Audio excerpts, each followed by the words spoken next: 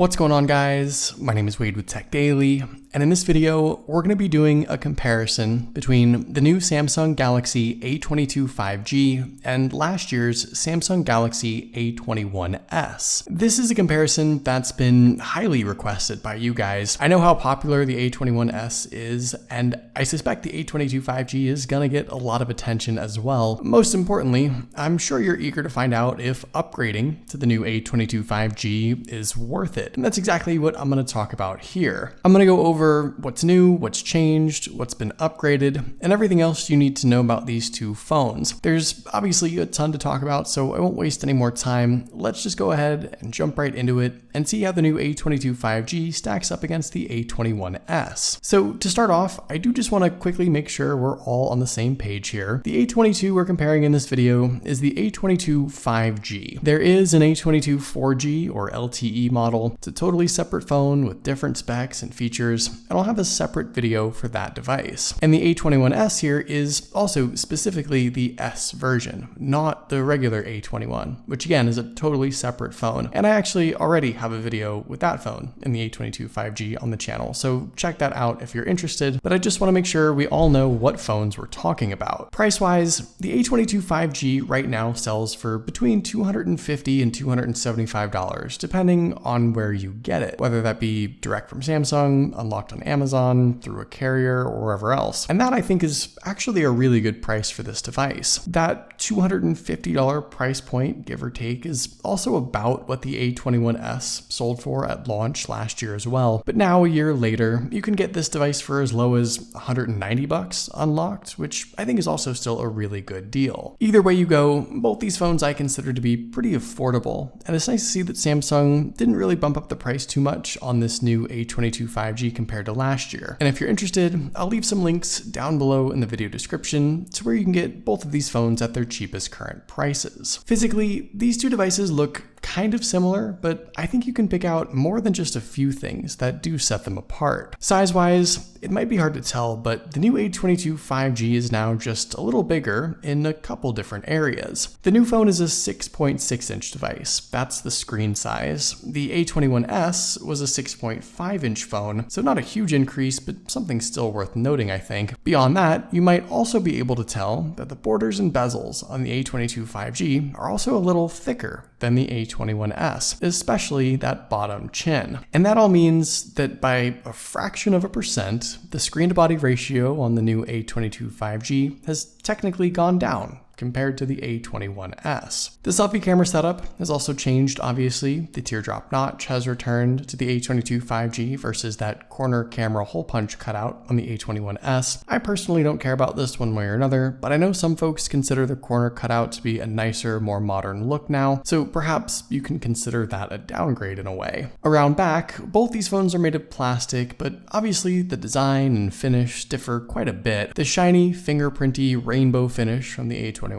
has now changed to a smooth matte plastic on the new A22 5G. This I do like better. I think overall the A22 5G now looks a little more premium, a little more modern, and it's on par with even Samsung's flagship phones, technically. And the color matching frame, I think, completes the high-end look. Though all these changes with the new A22 5G are just aesthetic, you don't get any waterproofing or IP rating, no wireless charging either, so feature-wise, nothing else has been added. In the hand, the A22 is a little heavier and a little thicker too. There's less of a curve and taper compared to the A21s. It's now more of a flat ice cream sandwich sort of design, and it's pretty thick in comparison. All in all, while it's nothing big, I think most of these physical changes on the A22 5G are still an improvement. Taking a look around at everything else, on the left side, both phones have the same SIM and SD card tray. On the right, similar volume buttons, but very different power buttons. The A22 5G doubles as the fingerprint sensor, while the A21s, of course, has its fingerprint sensor on the back of the phone. Down below, the headphone jacks, single speaker setup, and USB-C charge ports are all pretty much the same. And around back, we've got very different camera setups, which I'll go over in just a bit. Now, jumping back to the speakers for a moment, with the out loud listening experience, the single speaker setup on both phones, I think sounds mostly the same. I don't know of anything that's been changed or upgraded. We didn't get dual stereo sound on the new A22 5G or anything like that. So here's an audio sample of both, and maybe you can decide for yourself.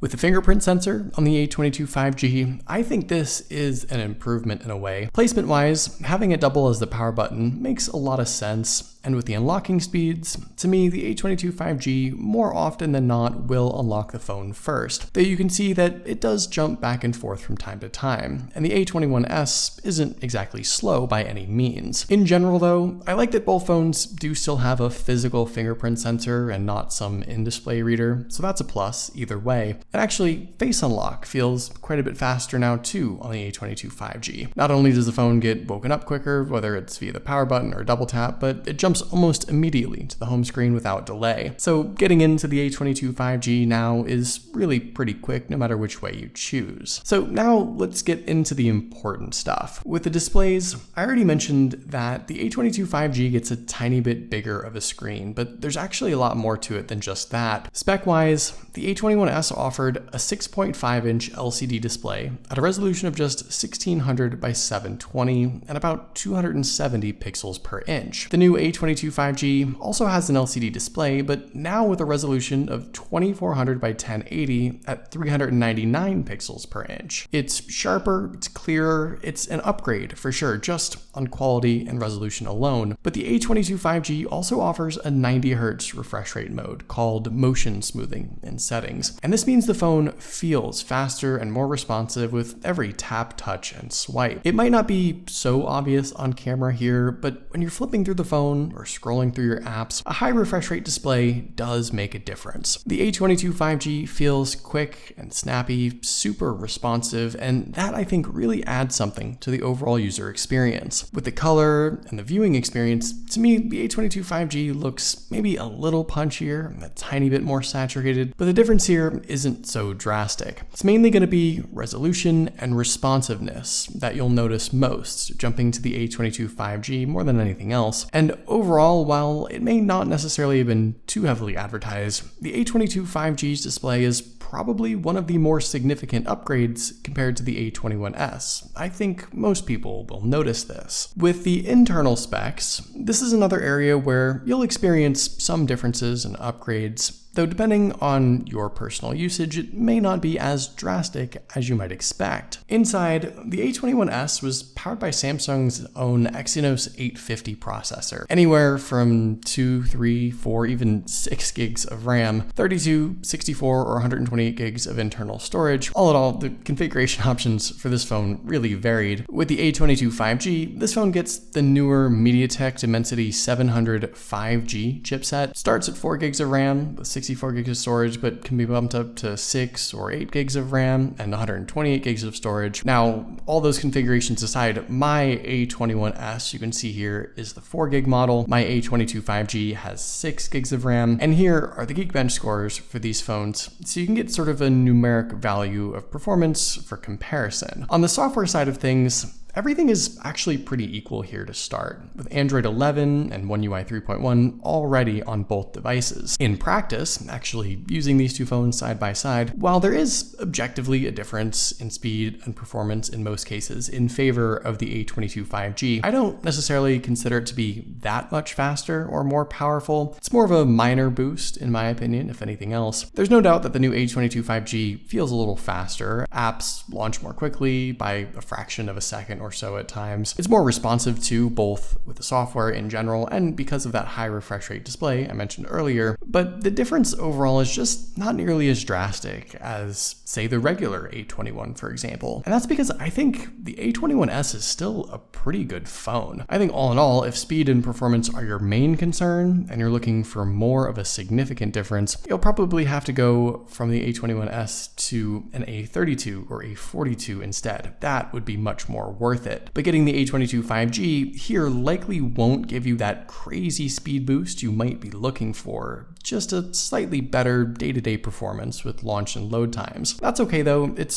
still an improvement nonetheless, but I think I expected a little more here, and I'm sure some other people did too. Now inside, both these phones are actually powered by the same capacity battery, 5,000 milliamps. And this is sort of interesting because not only do you not get an upgrade with the new A22 5G in comparison, comparison, but there's also the potential for the A22 5G to maybe not be as efficient. It has the higher resolution 90Hz display, after all, that can draw more power. It has better specs inside as well. And in my time using these phones, I've noticed similar battery life out of both, but maybe a little more longevity out of the A21s in the end. It's not a huge difference, but once again, if battery capacity or longevity is something you were hoping to improve on with getting the A22 5G, I'm just not so sure that it's there. Also, there's still no faster charging either, 15-watt max support on both phones. There's no wireless charging, like I said earlier, so no new battery and no new power features anywhere here. Finally, let's talk cameras, and with this there's actually a few things going on beyond just that redesigned setup. Hardware-wise, the phones kind of pack similar lens setups. The A21's quad camera setup offered a 48 megapixel f2.0 aperture main lens, an 8 megapixel ultra-wide, 2 megapixel macro lens, and 2 megapixel depth sensor. The A22 5G has a similar 48 megapixel main shooter with a slightly different f1.8 aperture, a 5 megapixel ultra-wide lens, the same 2 megapixel depth sensor, but it drops the macro lens completely, which actually is something I'm fine with. I never use that anyway. For the selfie cameras, what's sort of interesting is that spec-wise, the A21s seems to have the better setup, a 13 megapixel lens versus an 8 megapixel on the A22 5G. And in practice, which you'll see in a second, the difference is kind of noticeable. With the software features and shooting modes inside the camera app,